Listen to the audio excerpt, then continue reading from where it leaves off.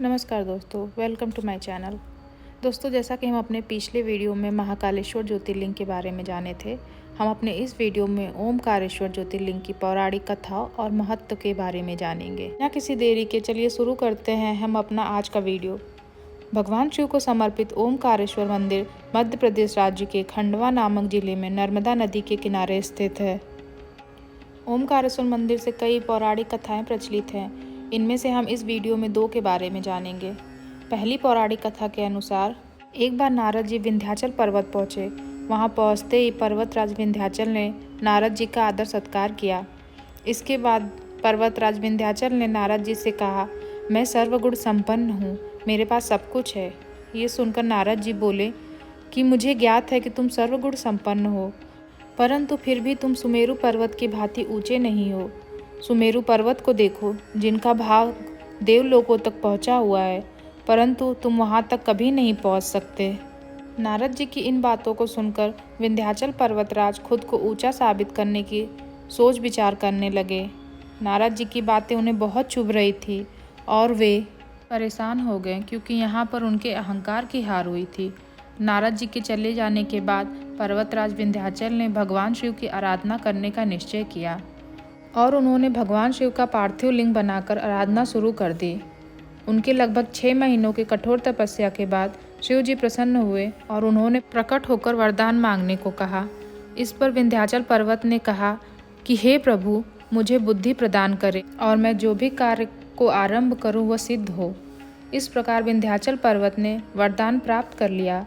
भगवान शिव को देखकर आसपास के ऋषि मुनि वहां पर आ गए और उन्होंने भगवान शिव से यहाँ वास करने की प्रार्थना की।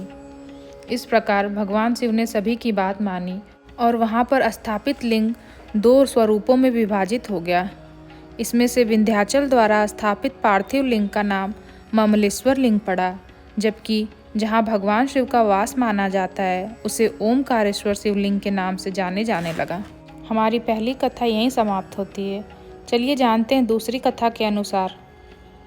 राजा मंधाता ने यहाँ पर्वत पे भगवान शिव का ध्यान करते हुए घोर तपस्या की थी और उनकी तपस्या से प्रसन्न होकर शिव जी यहाँ प्रकट हुए थे और राजा मंधाता के आग्रह पे शिव जी सदैव वहीं निवास करने लगे। तभी से यहाँ ओमकारेश्वर नामक शिवलिंग स्थापित है। ओमकारेश्वर ज्योतिर्लिंग की ख्याति तो दूर दूर तक है। इस स्थान नर्मदा के 2 धाराओं में विभाजित हो जाने से बीच में एक टापू सा बन गया। इस टापू को मंधाता पर्वत या शिवपुरी कहते हैं। यहाँ 2 ज्योतिर्लिंगों की पूजा होती है, ओमकारेश्वर और ममलेश्वर ज्योतिर्लिंग की। यही एक ऐसा ज्योतिर्लिंग है जो नर्मदा नदी के उत्तरी तट पर स्थित है। ऐसा कहा जाता है कि ये तट ओम के आकार का है। लोगों का मानना है कि भगवान शिव 3 लोकों का भ्रमण करने के बाद यहाँ विश्राम करते हैं। तभी रात्रि में यहाँ शिव जी की शयन आरती होती है। कहते हैं कि भगवान कुबेर शिव जी के परम भक्त थे। इसी स्थान पे उन्होंने शिवलिंग बनाकर शिव जी की आराधना की थी। उनकी भक्ति से प्रसन्न होकर शिव जी ने कुबेर जी को धनपति बनाया था। यहाँ नर्मदा और कावेरी नदी का संगम भी है। यहीं संगम पर मान्यता है कि लोग पत्थर के ऊपर पत्थर रखकर घर बनाने की मन्नत मांगते हैं। मान्यता है कि जितने पत्थर रखे जाते हैं, माँ नर्मदा और कावेरी माँ के आशीर्वाद से उतने मंजिलों का घर की मन्नत पूरी होती है।